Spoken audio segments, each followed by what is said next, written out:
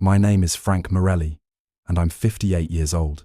For more than 3 decades, I worked on America's electrical grid, crawling through substations, climbing poles, inspecting circuits, tightening bolts, and keeping the lights alive for millions who never gave a second thought to how fragile it all was. You might say it was a simple trade, but for me, it was a calling, even if I never knew it in spiritual terms. My wife, Linda, used to laugh at how I would sit on our porch at night and stare out across the hills, watching the twinkle of homes far off, each one lit because somewhere a man like me was sweating and risking his life to keep that steady current flowing. Life, however, shifted when Linda passed. Cancer took her in a quiet, merciless sweep, and I was left with an empty house and children scattered across the country. Nights grew longer. The recliner became my place of retreat, the news flickering in front of me, filling me with worry about wars, storms, and leaders who seemed more like performers than servants. I lived alone just outside Pittsburgh, filling my days with work and my evenings with silence. You know the kind of silence, I mean the one that isn't just quiet, but heavy, pressing, reminding you of everything you've lost. I wasn't much for religion. I believed in something bigger, sure, but I didn't kneel often. My grandmother's crucifix hung in a drawer somewhere, and church pews hadn't felt the weight of my body in years. Yet I always sensed a presence, an unseen hand stretched out over ordinary lives, especially when I looked at the grid at night and thought how thin the threads really were. Civilization was a fragile lamp, and one wrong touch could send it plunging into shadow. The 15th of August, 2025 began like any other. The sky was clear, my gear was set, the job outside Johnstown was routine. Replace an aging transformer component, check the grounding, test the line. I drove out early, the dawn painting the road in pale orange, coffee warm in my hands. My co-workers joked about football and bills, the sort of small talk that makes the morning hum.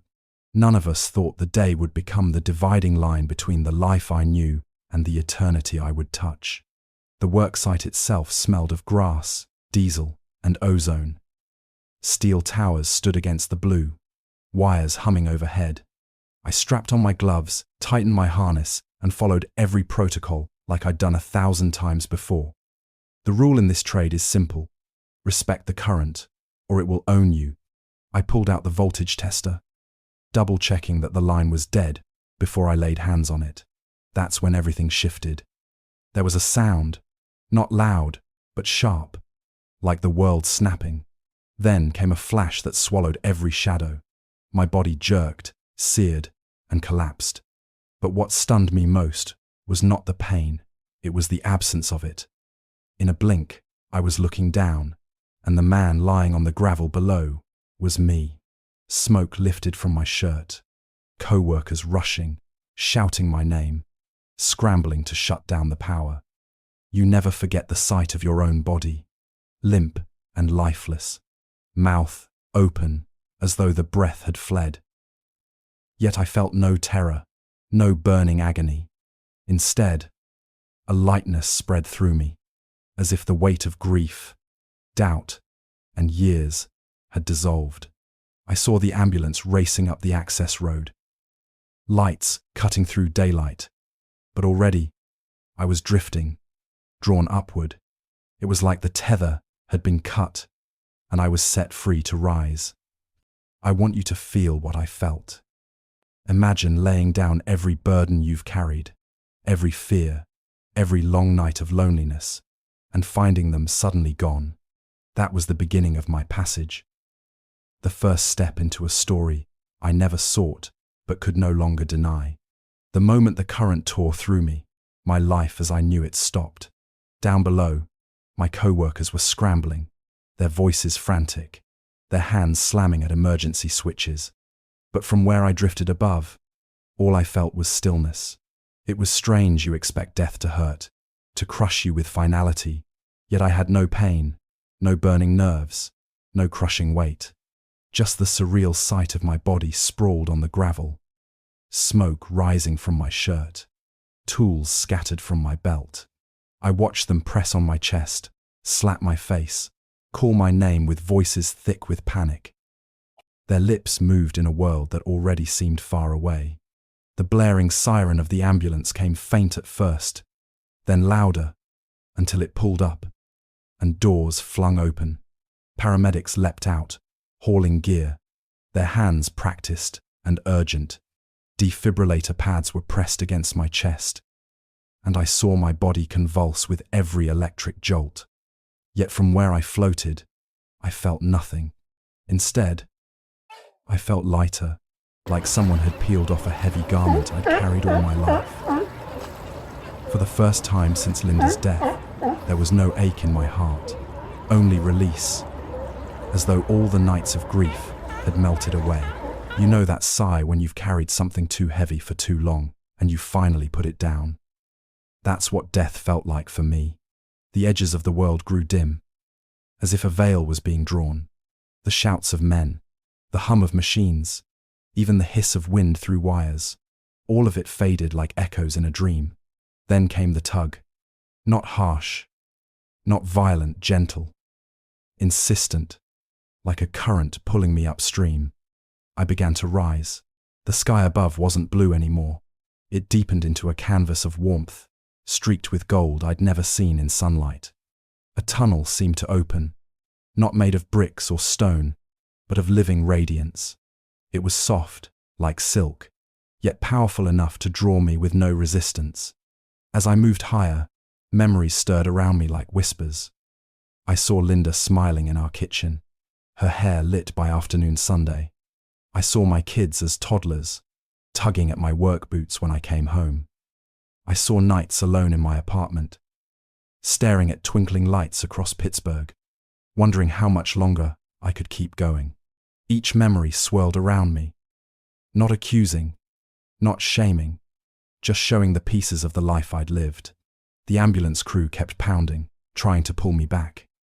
I saw one man shake his head, sweat glistening on his forehead, despair settling in.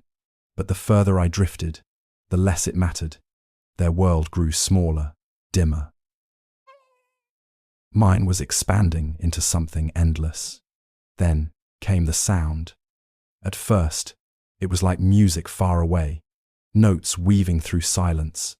Not guitars, not pianos, not anything I could name, just a harmony that seemed to breathe. Every note carried warmth that settled deep inside me. My chest, which had been heavy with grief for years, filled with light. The tunnel brightened. Ahead was not just light, but presence, golden, warm, alive, beckoning, the kind of warmth you crave on the coldest night. I didn't run. I didn't hesitate. I let myself be pulled into it. Somewhere, a machine flatlined. Somewhere, men bowed their heads in defeat. But I was already beyond their reach, beyond their frantic struggle. The earth fell away like a memory. I was carried toward that glow, wrapped in peace greater than any sleep, any comfort I had ever known. It wasn't just light. It was love, and it was calling me by name. The light was not just brightness, it was alive. It reached into me, filling every hollow corner, every ache I had buried since Linda's passing. You've seen sunlight spill across a river, haven't you? The way it dances and bends. Imagine that, but multiplied until it feels like the very air is breathing love into your soul. That's what drew me forward. I wasn't walking, I was being carried, as though the current itself had decided I belonged in its embrace. The tunnel widened, and suddenly the memories fell away. My wife's smile, my children's laughter, even the faces of the men working over my body below, all of it faded into the background of eternity. For the first time in years, I wasn't worried about bills, about wars, about how fragile the grid was. All that worry was gone, stripped from me like an old coat. I saw Linda again, not in flesh, but in presence. She stood beyond the glow, younger than the last time I saw her, her eyes lit with joy. I reached out, but she didn't come closer. She seemed to wait, as though her being there was not for reunion but for reassurance. I felt her saying without words, "You're safe now, Frank." My heart swelled, and tears came, not the bitter kind, but tears so pure, they cleansed everything inside me. Then, the light grew brighter. Out of it stepped a figure, tall, strong, clothed in radiance more than fabric. His hair was dark, his skin olive like the roots of the earth itself. But it was his eyes that undid me. They were deep wells, holding every mistake I'd ever made, every sin I had carried in silence, every time I felt unworthy, and yet, instead of judgment, those eyes poured out love. When he looked at me, I felt like I was being remade. All my faults, my failures, my loneliness, they weren't hidden. He saw them clearly, and he loved me anyway. Imagine being known completely, down to your last breath, and not rejected, but embraced. That's what his gaze was. His presence was weight and light at once. My knees buckled, but I wasn't falling. I was surrendering.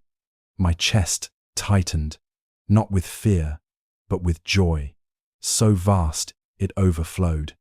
His hand reached toward me, resting on my shoulder, and the warmth that flowed through me was unlike anything I'd ever felt. It wasn't just comfort, it was power, love, and belonging woven together. The music swelled, no longer distant but surrounding us. It wasn't sound, it was truth, vibrating through every part of me. And then, he spoke. His voice wasn't thunder, but honey and fire blended, sinking into me so deep it felt like it became my own heartbeat. I can't tell you how long I stood there. Time didn't exist. The world below was gone. In that moment, I knew that I was home, not in a house, not in an apartment outside Pittsburgh, but in the very place my soul had always been meant for. The longing that haunted me since Linda's death dissolved, because the source of all longing stood right before me.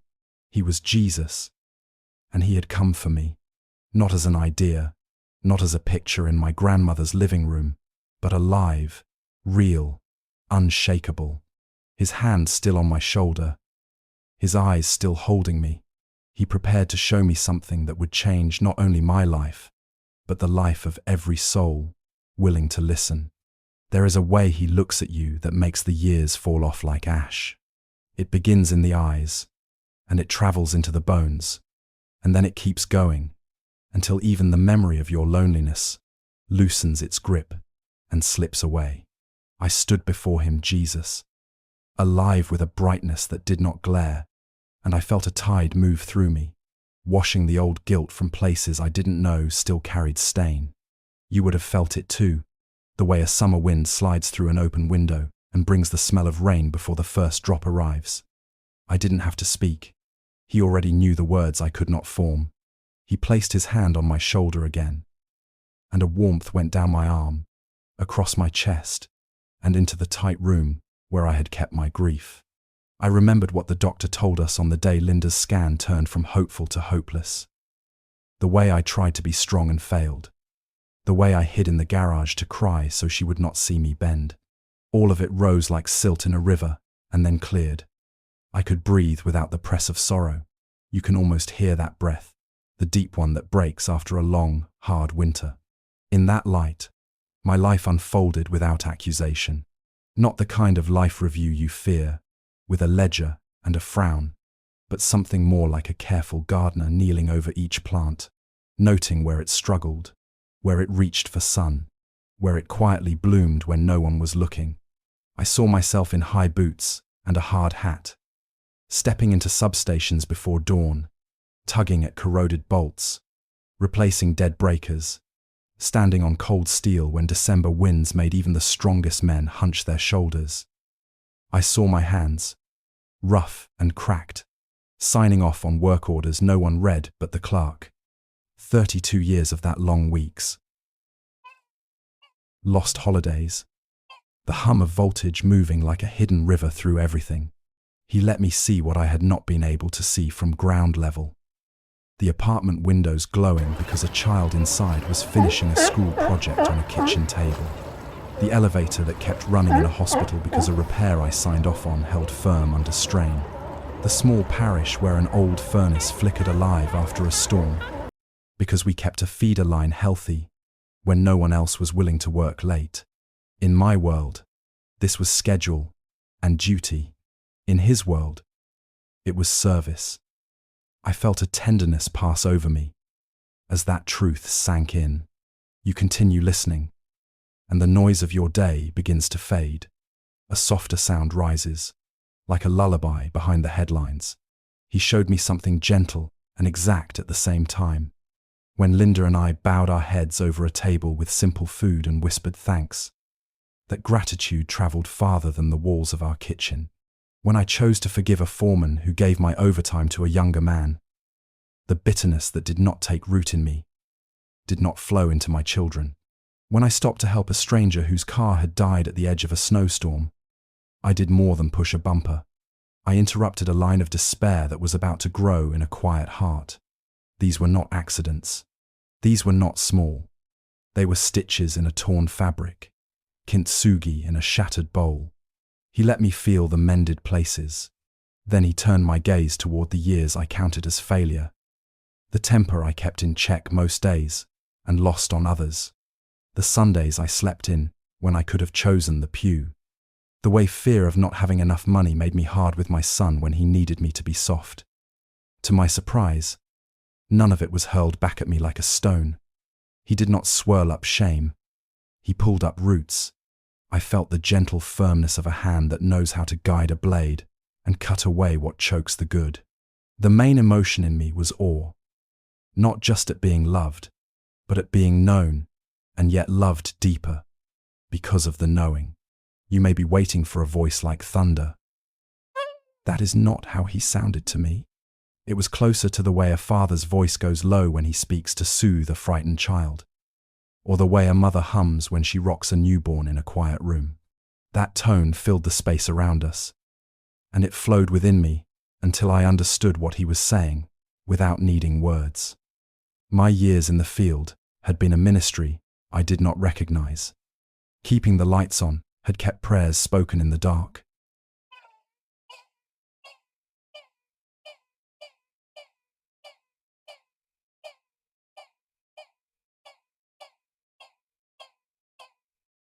Had kept peace in houses, had kept life in places where life wobbled. And if you think your ordinary work is nothing, hear this in your own chest right now. Simple faithfulness has a way of carrying light farther than you can track. He drew near, not in distance, but in awareness. And I realized he had been near all along. When I leaned against a truck door and stared at the cold stars, after a long shift, he had been there. When I woke before dawn to fix a line in freezing rain, he had been there. When I fell asleep in an armchair with the news buzzing and worry like a hornet's nest inside me, he had been there. The presence I suspected but could not name had, in fact, a name, and that name had once taken breath and walked dust and carried a cross. Now that presence was in front of me, and I felt a brightness bloom where cynicism had sat like a squatter for years. A tidbit of information arrived in the gentlest way. Nothing given in love is ever wasted. Not the quiet apology you practice under your breath before you speak it. Not the casserole you leave on a neighbor's stoop. Not the overtime you work so a family can sleep warm. Heaven keeps a different accounting than we do. In that ledger, a small act done with a clean heart outweighs a grand gesture done for applause. I let this settle where my weariness had lived, and it felt like laying down a bag of bricks I'd carried so long my shoulders had forgotten how to stand straight. I thought of Linda's last days, and the way she kept smiling, not because she was pretending, but because she was held. I understood, right then, what held her. The same arms now steadied me. They did not erase loss. They transfigured it. The ache was still ache, but it glowed from within, as if someone had placed a lamp inside it. You can sense that glow even now, if you let the room quiet enough. and let your breathing slow. Then, with a movement that was not a movement, he opened a horizon. Light folded back like a curtain, and space widened until it felt like the first morning of the world. He wanted to show me why my life had been preserved beyond the burn and the flatline. I knew it before. I knew it. Love does not send you back empty. It sends you back with bread in your hands for the hungry, with water for the thirst you once could not name, with a lantern for those who still stumble. I felt the weight of that lantern settle into my palm. It did not scorch. It warmed. I understood too that trust would be the axle of this calling. Not trust in the grid, or in the hands of seasoned crews, or in a paycheck that stumbles into the bank like clockwork. Trust in God, steady and quiet as a heartbeat in the night. Trust that when the lights go out, and they do, in every life, in one way or another, the light does not. You continue breathing with me as this truth lands, and the room around you seems gentler, like a sleeve drawn softly across a dusty table. I wanted to stay. That is the truth. The peace there makes you forget you ever knew another kind. But love, real love, is not only the sweetness of arrival, it is also the courage of return. He began to prepare me for that courage, not by stealing me with force, but by softening the hard parts that could not bend. He was making room in me for a message, and making room in my voice for a song that could be heard by the tired and the skeptical and the brave all at once. The light around us dimmed, not to darkness, but to a clarity in which contours sharpen. I sensed that what came next would be weighty and particular, the kind of revelation that does not leave you the option of shrugging and going back to normal. He steadied me, the way a father steadies a child, learning to ride, one hand at the back, another at the handle, and then a nudge forward that says, "Now we move." I stood straighter. The hum that had followed me from substations to living rooms quieted. Somewhere in the distance, I could almost hear the soft turning of a page. The light around him shifted, and suddenly the peace that had wrapped me gave way to something heavier, still, full of love, but weighty, like the air before a storm. Jesus' eyes, which moments before had carried the gentleness of oceans, now deepened with urgency. He turned me, and in an instant, the radiance unfolded into a vision far different than the warmth I had been basking in. We stood on what felt like the peak of a mountain, though no wind blew, no stone pressed beneath our feet. Below us stretched the entire United States like a living map, every city shimmering with light against the darkness of the earth. At first, it was beautiful, a vast quilt of human civilization, pulsing with energy, the very energy I had given my life to maintain. I could trace the arcs of the Northeast, the sprawl of Los Angeles, the ribbon of light along the Gulf Coast. It looked alive, and for a brief moment, pride flickered in me. But then, I noticed something wrong. Clouds began to gather, not the natural kind that bring rain or snow, but shadows that seemed to bleed into existence. They swirled above major cities, dark, heavy, unnatural.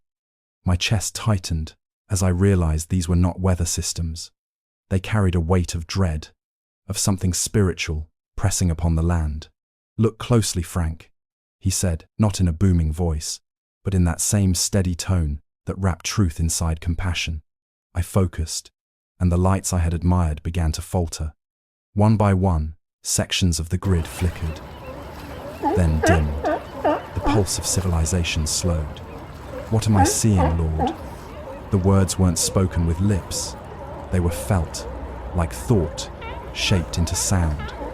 He turned his gaze toward me, and for the first time, I saw sorrow on his face. Not disappointment, not anger, but deep grief. 3 great darknesses are coming upon this nation. Each will last exactly 3 days and 3 nights.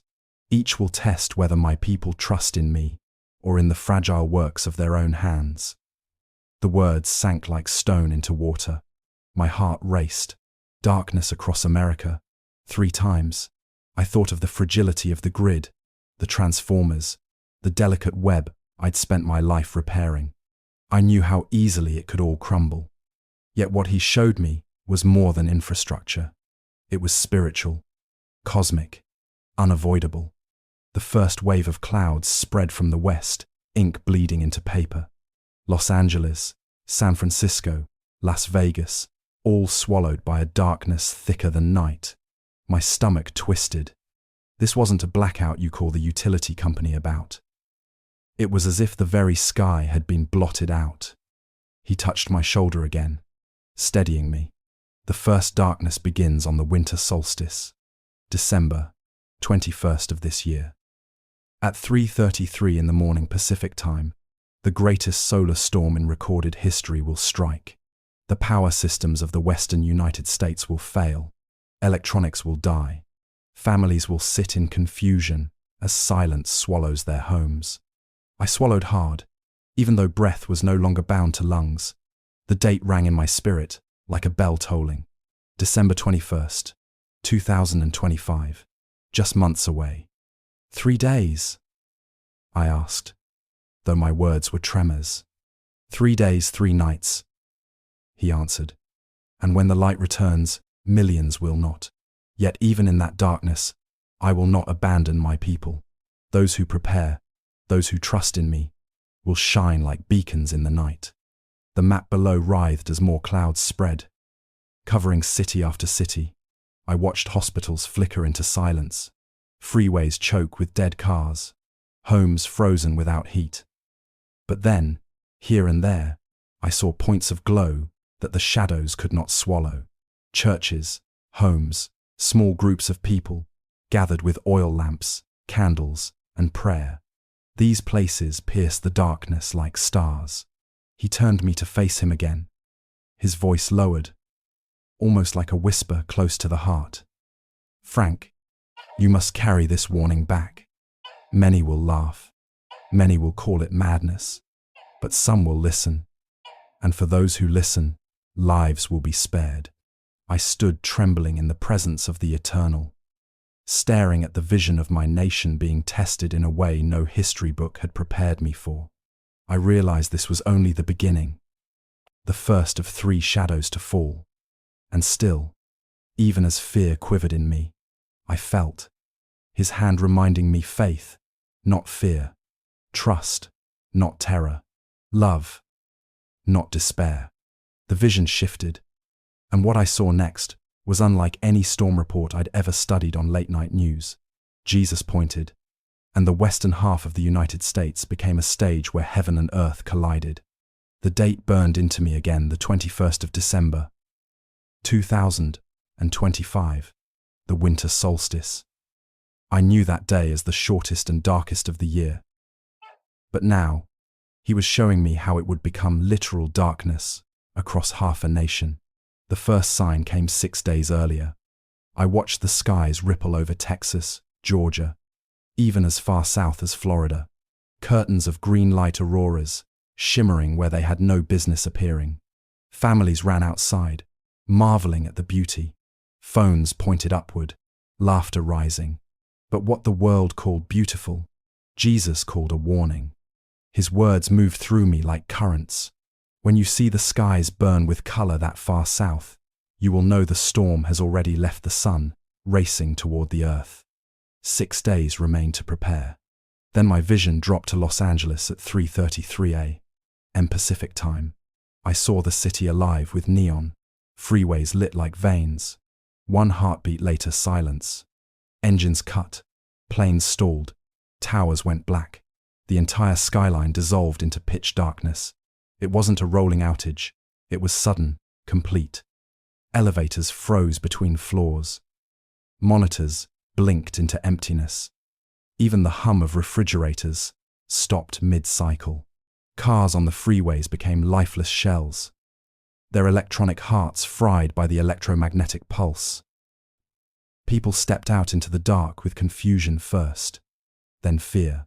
Horns no longer blared, cell phones no longer lit. The silence wasn't peace. It was suffocating. Hospitals tried to switch to backup generators, but I saw sparks, then nothing. Modern control systems were fried. Nurses pumped air into lungs by hand, sweat dripping, desperation in their eyes. I saw an infant who survived because a nurse refused to stop pressing a tiny manual bag for hours. I saw another who did not, because the storm struck too suddenly. Jesus' face held both the sorrow of those losses and the fierce love that remembered every soul. In homes, heaters shut down. The December cold crept in like an intruder. Families huddled under blankets, striking matches, scrambling for candles they had forgotten in drawers. The shelves of grocery stores emptied within hours. Neighbors fighting over the last cans of beans. I wanted to look away, but his hand held me steady. You must see, Frank. You must remember what I show you so others can prepare. And then I saw the contrast. Across town, a church basement glowed with the warm flicker of oil lamps. Old analog radios sat on tables, crackling with faint transmissions from ham operators who had prepared. Shelves lined with canned goods and barrels of water stood ready. Volunteers ladled soup into paper bowls. Children wrapped in donated blankets slept against their parents' shoulders. In the midst of panic outside, this place was calm, not because they had stockpiles, but because they had listened. They had prepared in both body and spirit. I noticed details: 1,970 seconds trucks parked outside, still running because they had no fragile computer chips, wood stoves giving heat, people reading from dog-eared Bibles, singing hymns with voices shaky but sure. These little islands of faith became stars scattered against a sea of fear. The darkness spread further east.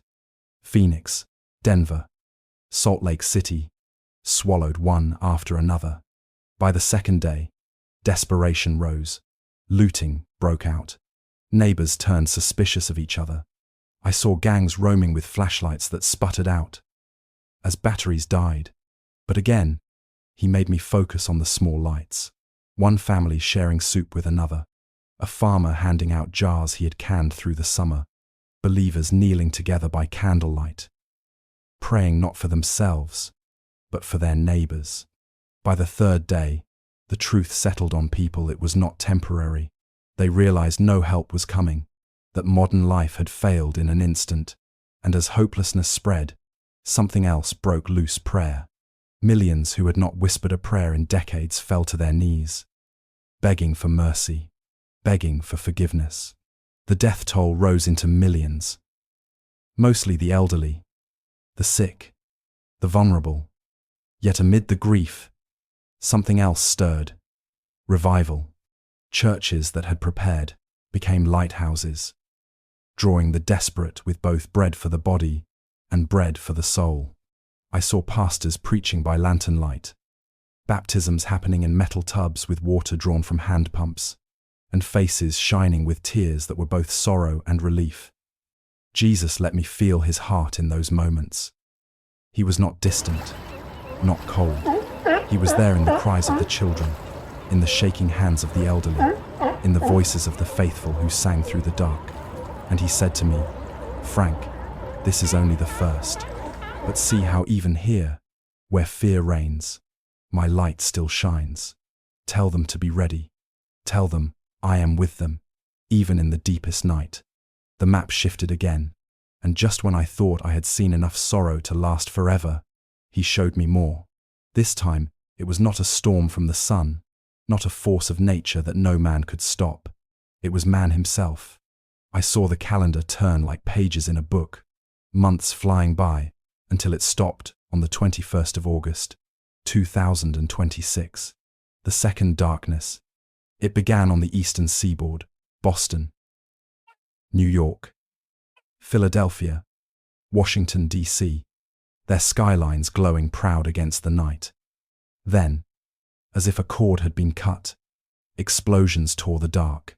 Substations flared, control rooms filled with smoke, and I heard the cries of engineers as their screens bled with malicious code. A cyber attack, unlike anything in history, was unfolding. But it wasn't only computers teams on the ground. Saboteurs with explosives, struck in unison. It was as though an invisible hand had orchestrated chaos. I saw New York go black, not block by block, but all at once. Subways froze underground, packed with commuters. Panic rippled through tunnels as emergency lights flickered out. People pounded on doors that would not open. The air grew thick, screams rising in the dark. Hospitals again scrambled, but this time, even backup systems were targeted. Water treatment plants poisoned by silence. Internet hubs gutted, cell towers silenced. A civilization built on connection suddenly deaf and blind. Jesus' voice carried sorrow, yet also sternness. This will not be nature. This will be the work of enemies who hate this nation and see its walls crumbling. In their pride, they will strike when wounds from the first darkness have not yet healed. I wanted to weep. I watched Philadelphia aflame, Atlanta without power, Miami streets flooding with terrified people as explosions echoed. Martial law was declared. Soldiers marching, but their radios useless, their systems dead. Citizens turned to each other for news, rumor spreading faster than truth. Fear birthed violence. Neighborhoods barricaded themselves, some against criminals, others against neighbors they no longer trusted. Yet amid the chaos, I saw something else. Churches again rising as bastions. One in Richmond, Virginia, glowed with lantern light. They had taken the lessons from December and prepared. Shelves lined with food and medicine, wells dug by hand, radios from another era. Families poured in by the hundreds, greeted not with suspicion, but with open arms. A pastor stood in the doorway, his voice steady. "We are here to serve, not just to survive." And the people believed him, because they saw the evidence of readiness. This second darkness lasted 3 days as well, but its impact stretched for months. The destruction was deeper, the recovery slower. 8 million lives were lost. Not only the fragile, but the strong, who fell victim to violence, to lack of medicine, to despair. Cities cracked under pressure. Yet in that breaking, Jesus showed me how his spirit was moving like wildfire. Baptisms filled rivers. Fields became gathering places of prayer. People who had once mocked faith fell to their knees, asking how to be saved. "Do you see, Frank?" His voice reached me again, low and insistent. "Even what man means for evil, I turn for good. This will be the greatest harvest of souls your nation has seen in 50 years. Out of the rubble, faith will rise." I looked again at the map, grief heavy but hope burning. For every city shrouded in smoke, there was a church alive with compassion. For every cry of terror, there was a hymn breaking the night. The second darkness was darker than the first, yet the light within it was stronger. Then he lifted my eyes higher still. "This is not the end," he said. "There is a third." His gaze was so intense, so sorrowful, that I knew what was coming would dwarf everything before it. My heart clenched. Could there truly be worse than this? He answered without me asking. "Yes, Frank. And it will shake the whole land at once." The map widened until I no longer saw regions, but the entire United States, coast to coast, lit up like one vast circuit board. And then I felt it, the hush before calamity, the dread that coils in the chest before lightning strikes. Jesus' eyes fixed on me with an intensity that made my knees weak. "January 15th, 2027, he said, and the date seared into me like fire on stone. The third darkness. This time, it didn't begin in one corner. It wasn't west to east or east to west. It came everywhere, all at once. I watched as the skies flared with a solar storm 3 times stronger than the one that hit in 2025.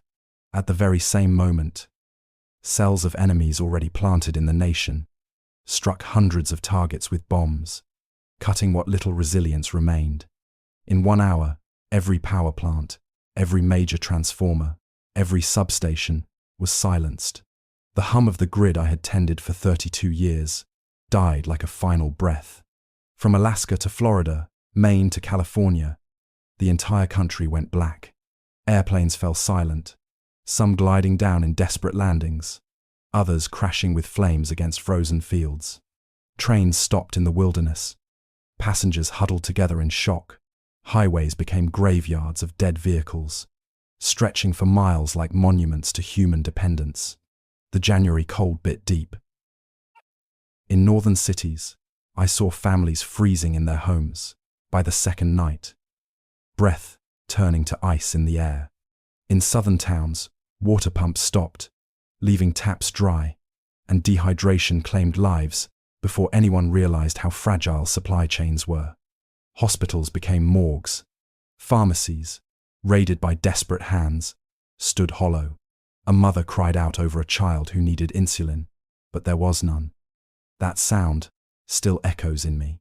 Jesus did not turn his gaze away, though I wanted to. His voice was filled with grief. 30 million will die in this darkness, not from violence, but from exposure, thirst, hunger, and the frailty of human systems that cannot stand when cut from power.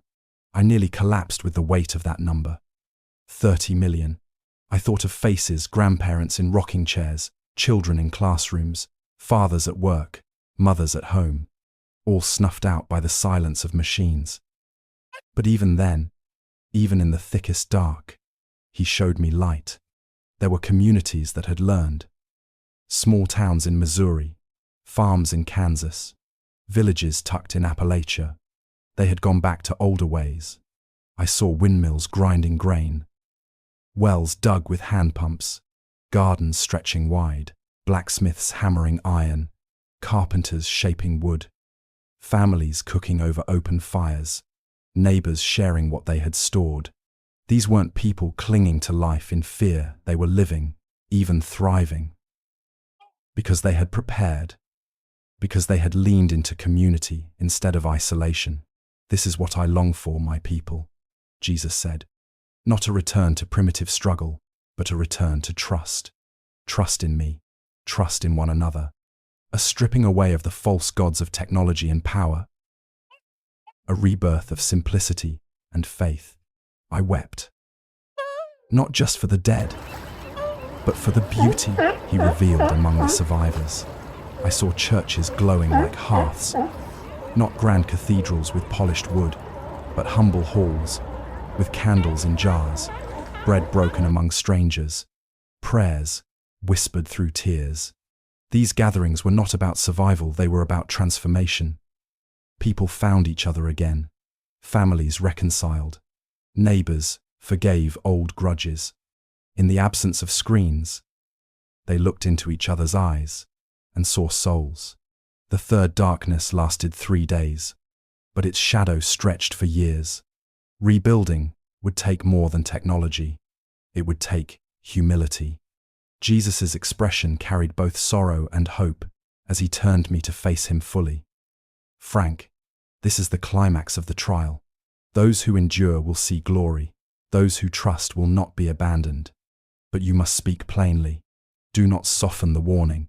Give them the dates, the signs, the preparations, and above all, remind them, I am with them, even in the blackest night. His words pressed into me until I felt them carve new lines into my very being. I knew then that my return was not optional. Love demanded it. Truth required it. If I stayed, I would rest. If I returned, I would carry light into a world about to be plunged into shadow. He left the choice with me, but his eyes told me what love was asking. And though my spirit trembled, I nodded. Yes. His hand rested heavy on my shoulder, but the weight was not crushing. It was anchoring, steadying, like a father's grip when teaching a child to walk across uneven ground. His eyes locked with mine, and he began to unfold the kind of instructions that leave no room for guessing. Each word rang with clarity, like nails driven into wood. They must prepare, Frank, not with fear, but with wisdom, not in panic, but in faith. The first preparation was simple, but urgent. Water. He showed me bathtubs filled to the brim, barrels sealed, pots lined up on kitchen floors. Without power, pumps will fail. Reservoirs will empty. Water is life. Tell them, fill every vessel when the sky gives its warning. I felt the truth of it, like a fire in my bones. Next was food sturdy, lasting, unshaken by time. I saw shelves stacked with rice and beans, jars of honey, sacks of flour and salt. Not delicacies, not luxuries, he said, but the food that sustains. Teach them to store, to share, to think of their neighbors as much as themselves. He moved my vision again, and I saw cash-worn bills tucked into jars, envelopes hidden in drawers. Digital money will vanish when the lights go. Credit will be worthless. Only what you can hold in your hand will hold value in those days. Then came transport.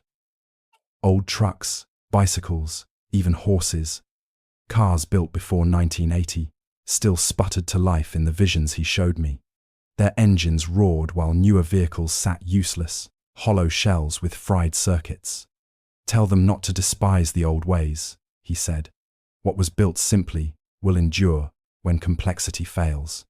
Lighting shifted, and I saw homes glowing not with neon, but with candles, matches, oil lamps.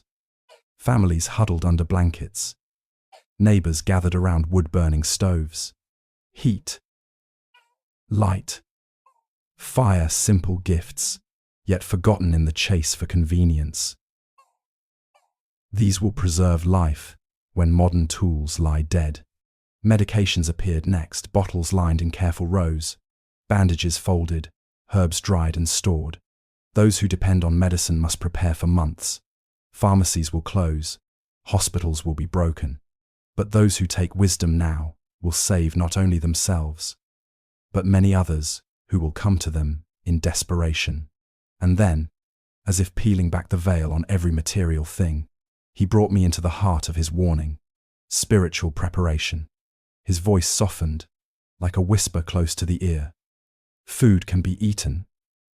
Water can be drunk. Money can be spent. But what will you do if your soul is starving? Teach them to pray not quick words before meals, but deep prayer, conversation as if I am sitting beside them. Teach them to forgive, for unforgiveness carried into darkness will rot them from within. Teach them to gather, to worship, to strengthen one another. Alone, fear grows. Together, faith multiplies. I saw people lighting candles, not only for warmth, but as acts of defiance against despair. I saw Bibles laid open in living rooms, where families had not read them in decades. Voices stumbling over the words, but finding strength in them. I saw neighbors who once bickered over fences now breaking bread together in candlelight. These were not acts of survival alone, they were acts of rebirth. A tidbit of knowledge pressed into me. Free will is both gift and test. He would not force anyone to prepare. He would not compel faith. They must choose. Frank, he told me. Many will laugh. Many will scoff. But some will listen. And for those who listen, these instructions will mean the difference between despair and hope, between death and life, between fear and revival. I felt urgency building like a tide inside me. The message was clear. Physical readiness mattered, but spiritual readiness mattered most. You can stockpile food, but if your heart is empty, the darkness will still consume you. You can fill barrels with water, but if your soul is dry, you will wither, even while your body survives. His hand pressed firmer on my shoulder, and his eyes burned with both love and fire. Do not soften these words. Speak plainly. They will call you mad. They will dismiss you, but still speak. For every 100 who mock, one will hear, and that one will become a light to many. The vision of supplies faded, and I was left trembling in the radiance of his presence. I knew that what he had given me was not just a warning, it was a responsibility.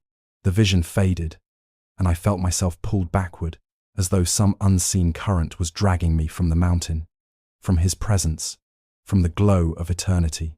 I wanted to resist, to cling to that hand on my shoulder, but he whispered once more, "You are not finished here, Frank. Go back. Warn them. Show them how to trust, how to prepare, how to endure. I will be with you, always." And then it was gone, the mountain, the map of America, the radiance. I fell, not through clouds, but through silence, until suddenly there was weight again, heaviness pressing against me. I opened my eyes to fluorescent light above me, the beep of monitors stuttering to life, the sharp smell of antiseptic in a hospital room. My lungs burned as air surged back in. I gasped, coughed, clawed for breath. Voices rose in disbelief. "He's awake. Dear God, he's back." They told me later I had been gone for 14 hours. No pulse, no brain activity, no hope. Machines had recorded only flat lines. By every measure of man, I was dead. Yet here I was, sitting upright in a hospital bed, eyes wide with visions too vast to keep inside. Doctors shook their heads, whispering words like miracle and impossible. One of them leaned close, his eyes clouded with something between fear and wonder. "Frank, by every standard of medicine, you should not be here." How could I explain? How could I fit eternity into sentences? Tears spilled before words did. I told them of the light, of Jesus, of his hand on my shoulder, of the warnings that carved themselves into my soul. Some leaned in with reverence. Others exchanged glances, chalking it up to trauma, to hallucination from a fried brain. I understood they hadn't been where I had stood. When I returned home, my phone rang endlessly. Co-workers, neighbors, pastors, wanting to hear the story. At first, my voice broke with every attempt. I couldn't speak of him without sobbing, not from grief, but from the sheer memory of his love. Gradually, I found strength. I spoke at my small church down the street, and the congregation sat stunned as I told them of the three darknesses, of the dates, of the preparations. Some believed, instantly. They rushed to store food, to gather water, to form prayer circles. Others shook their heads, muttering about paranoia and fear-mongering. But I kept speaking. I drove to community meetings, to other churches, to living rooms, packed with people who just wanted to know what I had seen. At each gathering, I repeated the same truths. The 21st of December, 2025, the first darkness. The 21st of August, 2026, the second darkness. The 15th of January, 2027, the third and final. I told them what to store, how to live, and above all, how to turn back to God while there was still time. Yes, some laughed. Some dismissed me as a man cooked too long by 46,000 volts. But others listened. I met families who sold their suburban houses to move to farms. I saw churches transform their ministries into lighthouses of preparation. I watched ordinary men and women, once distracted by gadgets and schedules, kneel in prayer with desperation in their voices and hope in their eyes. And I knew then that my mission was not to convince everyone. Jesus had told me plainly, "Speak, and let him handle the rest." My task was faithfulness. Their choice was free will. I am not the same man who left that worksite in Johnstown, the man who stared at the news with dread, who lived in silence after Linda's death that man died under 46,000 volts, the man who rose again, who met Jesus, who saw what is coming, that man lives only to warn, to serve, to point people toward the light that never goes out. So I speak to you now as if you are sitting across from me at my kitchen table, the lamp low, the air heavy with the scent of coffee. Listen, the dates are real. The darkness is coming. But more real still is the love that waits to carry you through it. Stock your shelves, yes. Fill your barrels, yes. But above all, fill your heart with faith. Forgive who you must. Pray like you've never prayed. Trust that when the lights of this world fail, the light of heaven will not. I am only one voice, one man sent back when by all rights I should have stayed gone. But I carry the message burned into me. Prepare, not with fear, but with hope. For in the darkest nights, His glory will shine brightest. And now, as the story quiets, let me leave you with this. The night may be heavy, but dawn is promised. The storms may come, but the rock stands firm. If these words find a place in you, let them settle gently. Breathe slower, softer. Picture yourself wrapped in warmth when the world outside shakes. You are not abandoned. You are not forgotten. The same Jesus who lifted me will hold you, too, if you reach for Him. If these words resonate with you, leave an amen in the comments. Subscribe to the channel and share it with at least 3 friends or family members right now. Now is your time to make a difference.